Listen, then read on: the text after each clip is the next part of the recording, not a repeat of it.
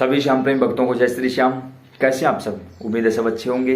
प्रेमियों, आज इस वीडियो में आपको बताएंगे कि जैसे आपने देखा भी होगा, लगभग सभी प्रेमियों ने देख ही लिया होगा कि द्वादशी के दिन श्री चुलकाना धाम में उस पीपल के वृक्ष में आग लगी, जिसे बर्बरीक ने अपने बाण से भेदा था, उसके पत्तों को छेदा था। यह आग क्यों लगी, कैसे लगी, कब लगी, क्या हुआ, अच्छी बात है, बुरी बात है, सारी बातों पर चर्चा करेंगे। उसके साथ साथ एक जरूरी पॉइंट और भी है कि उसी दिन एक एक्सीडेंट भी हुआ था जिसमें 3 प्रेमी मारे गए थे। उस बारे में भी, उसका और इसका क्या कनेक्शन है, सारी बात आपको बताएंगे। सबसे पहले तो आपको बता दें कि हम ये वीडियो नहीं बनाना चाहते थे, लेकिन आप लोगों के फोन आए, मैसेज आए कि आप इस बारे में कुछ बताइए। ना तो हमने ये देखा है कि किसी यूट्यूबर ने इस बारे में वीडियो बनाई है या नहीं बनाई है, हमें नहीं पता। ना ही हमने अभी तक श्री धाम मंदिर के किसी भी सदस्य से इस बारे में चर्चा की है। हालांकि 1-2 प्रेमी से हमने इस बारे में चर्चा की है कि क्या कुछ हुआ। उन्होंने जो हमें बताया उसके हिसाब से हम अपना ओपिनियन आपके सामने रखेंगे। अगर फिर भी इसमें कोई गलती हो तो हम आपसे माफ़ी चाहेंगे। पहले ही हम बता दे रहे हैं कि अगर हमारा ज्ञान अधूरा है तो हम आपसे माफ़ी चाहेंगे। एक बार आप सभी मिलकर वो वीडियो देखिए कि कैसे आग लगी हुई है। चमत्कार चुलकाना धाम में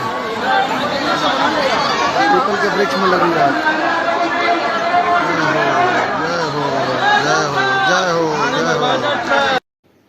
देख लिया आप लोगों ने वीडियो। यहां आग लगी हुई है पीपल के वृक्ष में। किसके कारण लगी? क्योंकि इस पेड़ के ऊपर मन्नत के धागे बांधे गए हैं, ध्वजा और नारियल बांधे गए हैं और नीचे दिए लगाए जाते हैं। किसने लगाए वो दिए? पुजारी महाराज ने तो नहीं लगाए, सेवादारों ने भी नहीं लगाए, मंदिर कमेटी ने भी नहीं लगाए। किसने लगाए? आपने और हमने लगाए। तो इस पाप का भागीदार कौन हुआ? आप और हम हुए, क्योंकि दिए हमने लगाए। दिए लगाना गलत बात नहीं है, पाप नहीं है। पुजारी महाराज, कमेटी और सेवादारों के मना करने के बावजूद भी आपने वहां धागे बांधे, नारियल बांधे, ध्वजा बांधी और नीचे दिए भी लगाए, और बिना ही पूछे आप चलते जा रहे हो। उस 5000 साल पुराने वृक्ष को हमने खंडित कर दिया। पाप के भागीदार कौन है? आप और हम हैं। सेवादारों ने, कमेटी ने, पुजारी महाराज ने अपना काम कर दिया था आप लोगों को मना करके, लेकिन हम नहीं रुके तो वो हमारा हाथ नहीं पकड़ सकते। इतनी भयानक आग लगी, लेकिन खुशी की बात यह है कि उस वृक्ष को एक खरोंच तक नहीं आई। अब भी वो वृक्ष ज्यों का त्यों खड़ा है, क्योंकि वो साक्षात मेरे श्याम है। ये एक नॉर्मल बात है कि हमने नीचे दिए लगाए, उससे जो धागे बंधे थे उन्होंने आग पकड़ ली और आग जल उठी। लेकिन हम लोग भी वहां कमाल के प्रेमी है ना, वहां भी हमने वीडियो बना ली उस वृक्ष को बचाने की बजाय। वो तो भला हो मंदिर कमेटी का, जिन्होंने समय रहते इन सब पर काबू पा लिया। 10 मिनट के अंदर अंदर ही इन सब चीजों पर काबू पा लिया गया था। अब यहां दूसरा पहलू एक और है कि उसी समय एक एक्सीडेंट हुआ जिसमें पिल्लू खेड़ा के 3 प्रेमी मारे गए।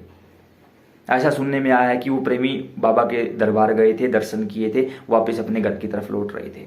अब उन्हीं के गांव से हमारे पास फोन आए हैं कि बाबा ने ऐसा क्यों किया। सवाल उठा दिया सभी ने, और उन्होंने ये भी कहा कि पूरे गांव में ही नहीं, चुलकाना से लेकर हमारे गांव तक, यानी कि पूरे हरियाणा में इस बारे में चर्चा हुई है कि आखिर बाबा ने ऐसा क्यों किया। आप लोगों का भी यही सवाल होगा कि आखिर बाबा ने ऐसा क्यों किया, क्यों 3 लोगों को मार दिया। ये सवाल आप लोगों के हैं, मेरे नहीं है। आपके सवाल का जवाब देना चाहूंगा। जब घर से हम चलते हैं किसी भी धाम जाने के लिए, जब हम घर से चलते हैं, गाड़ी में बैठते हैं, हमारी नहीं है गाड़ी, किसी दूसरे की है, या कोई ड्राइवर है, या गाड़ी किराए पर लेकर गए हैं, या कैसे भी गए हैं, जब हम घर से चलते हैं तब से लेकर जब हम घर वापस पहुंच जाते हैं, सच बताइए, ईमानदारी से बताइए, आप कितनी बार भगवान का नाम लेते हैं? वापस घर आकर हम घर वालों को, पड़ोसियों को, रिश्तेदारों को क्या बताते हैं? हम वहां जाकर आए हैं। घर से निकलते समय क्या आपने अपने पितरों की, अपने गुरुजनों की, ग्राम देवता, निवास देवता, स्थान देवता, इष्ट देवता, अपने भगवान की इजाजत ली थी? कहते हैं कि हमारी जिम्मेवारी भगवान क्यों नहीं उठाते? क्या आपने अपनी जिम्मेवारी भगवान के हाथों में सौंपी थी और बोला था कि हे बाबा श्याम, हम श्री धाम चुलकाना जाना चाहते हैं, वहां जाने तक और वापस घर पहुंचाने तक की जिम्मेवारी आपकी होगी? क्या हमने ये जिम्मेवारी दी थी? नहीं दी। रास्ते में चलते चलते हमने क्या किया? गाड़ी में बैठे बैठे स्मोकिंग चल रही है, इधर उधर की बातें चल रही है, लड़कियों को देख रहे हैं, लड़कों को देख रहे हैं, एक दूसरे पर गंदे गंदे कमेंट्स पास करते हैं। मंदिर परिसर पहुंचने के बाद दाएं बाएं फिर वही beautiful, have a nice day. वहां की चित्रकारी को देखते हैं। क्या कभी श्याम कुंड को प्रणाम किया? उस पीपल के वृक्ष को प्रणाम किया? लाइन में लगने के बाद राधे राधे राधे राधे श्याम श्याम श्याम श्याम बोला? नहीं बोला। लाइन में लगते ही धक्का मुक्की, वो हमसे आगे क्यों है, हम पीछे क्यों हैं, जालियों के ऊपर से, जालियों के नीचे से। पुजारी महाराज ने मना कर दिया कि सेल्फी नहीं लेनी है, फोन जेब के अंदर डालो, फोन को बंद कर लो। नहीं। क्यों? क्योंकि यहां तो मैं ही श्याम हूं। जब हमने बाबा श्याम की बात नहीं मानी, उनसे परमिशन भी नहीं ली, घर के पितरों से परमिशन नहीं ली, किसी भी देवता से आज्ञा नहीं मांगी, पूरी रास्ते में हमने भगवान का नाम ही नहीं लिया। जब अगर वहां कोई म्यूजिक भी बजाया है, वो भी हरियाणवी, राजस्थानी, पंजाबी गाने चल रहे हैं। क्या बात है, यही है ना। लाइन में खड़े होकर एक दूसरे से गाली गलौज, धक्का मुक्की, तू मैं चल रही है। मंदिर परिसर के अंदर जाते हुए भी हमने भगवान की तरफ नहीं देखा, हमने सेल्फी ली, पहले फेसबुक पे पोस्ट करनी है, पता भी तो लगे लोगों को हम चुलकाना गए थे। पुजारी महाराज कहते रह गए, हमने नहीं माना। क्यों? क्योंकि पुजारी महाराज की हम क्यों माने? बाहर वापस निकले, किसी से कोई लेना देना नहीं, दाएं बाएं की बातें की, गाड़ी में बैठे, फिर वापस घर पहुंच गए। अब एक सेकंड के लिए भी हमने भगवान का नाम नहीं लिया। और अब क्या सवाल उठाया, भगवान ने ऐसा क्यों किया? आपको कैसे लगता है कि भगवान ने सब किया? अगर आपको ऐसा लगता है तो ये भी तो देखो, एक गिलास है, उसके अंदर पानी डाल रखा है आधा, लोगों को ये दिखाई दिया कि आधा गिलास खाली है, ये किसी ने नहीं देखा कि आधा गिलास भरा हुआ भी तो है। 3 प्रेमी मरे हैं, सभी ने इस बात को नोट किया, लेकिन 4 जीवित भी हैं, ये किसी ने नोट नहीं किया। ये नहीं कहा आप लोगों ने कि भगवान ने 4 को बचा लिया, ये क्यों कहा कि 3 को मार दिया? क्या पता, आपको पता है वो प्रेमी थे?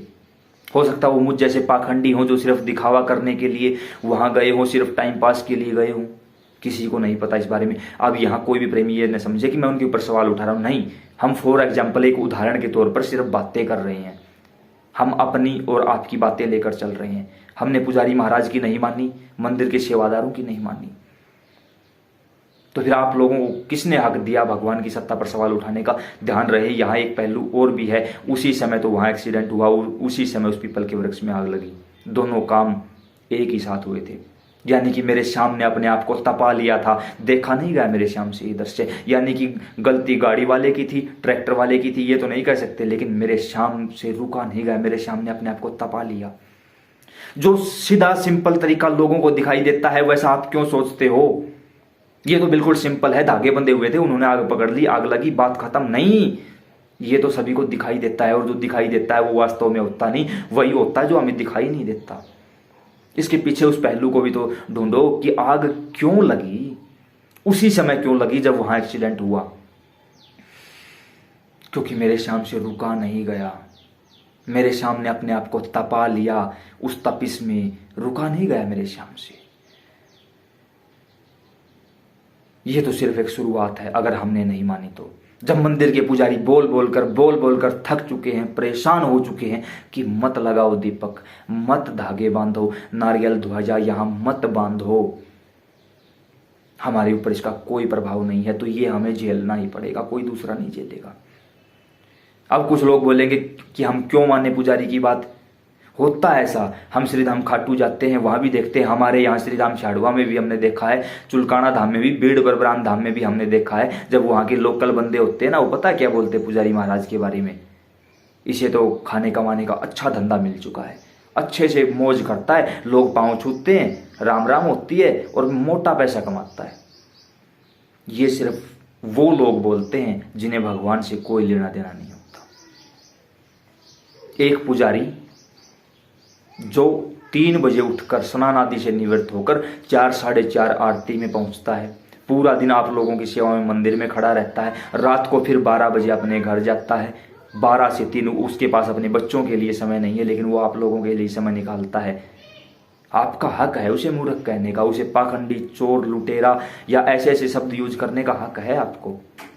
वो बुरा नहीं मानेंगे इन बातों का, क्योंकि वो पुजारी हैं।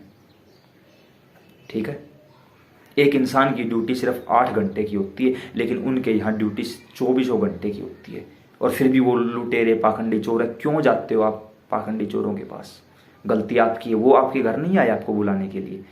यहां ध्यान रहे, मैं किसी मंदिर का पुजारी नहीं हूं, मैं ब्राह्मण भी नहीं हूं। ठीक है, कहीं आप लोग सोचो नहीं, मैं ब्राह्मण भी नहीं हूं, मैं किसी मंदिर का पुजारी भी नहीं हूं, मैं कुछ भी नहीं हूं। मेरे घर से भी कोई पुजारी नहीं है, मेरे परिवार रिश्तेदारी में भी कोई पुजारी नहीं है। लेकिन जो बात सच है वो सच है। खाटू में भी सुनने को मिला हमें कि अच्छा धंधा बना लिया इन्होंने। चुलकाना गए, वहां भी लोगों ने कहा, बीड़ बबरान भी कहा, हमारे यहां भी कहते हैं पुजारी महाराज को कि अच्छा धंधा है। लेकिन फिर भी पुजारी महाराज के सामने जब हम जाते हैं वो मुस्कुराते हुए मिलते हैं। जहां भी हमें जाने का सौभाग्य मिला वहां के पुजारी हमें मुस्कुरा कर मिले हैं। और क्या चाहिए? लेकिन एक बात सोचिए, सिर्फ वही पुजारी क्यों बने? आप और हम पुजारी क्यों नहीं है? Because these are all selected by Sarveshwari Kishori ji. वहां गोलोक में बैठकर सर्वेश्वर श्री युगल सरकार ने नाम लिखा है उनका कि इनकी सेवा लेनी है हमें, ये बनेंगे पुजारी, क्योंकि उनके कर्म इतने मजबूत हैं, उनकी श्रद्धा विश्वास इतना मजबूत है कि उन्हें पुजारी बनाया गया। आप और हम लोगों को नहीं, क्योंकि हम पाखंडी हैं, दुराचारी हैं, दुष्ट हैं, पापी हैं। हम सवाल उठाना जानते हैं, लेकिन सवाल भी बेतुके, जिनका कहीं से कोई लेना देना नहीं होता। कोशिश की है हमने इस वीडियो में आप लोगों को समझाने की। अगर समझ आई हो तो दिल से धन्यवाद, ना आई हो, कोई गलती कर दी हो, कोई ऐसा अपशब्द मुख से निकला हो, तो हम आपसे माफ़ी चाहेंगे। जय श्री श्याम।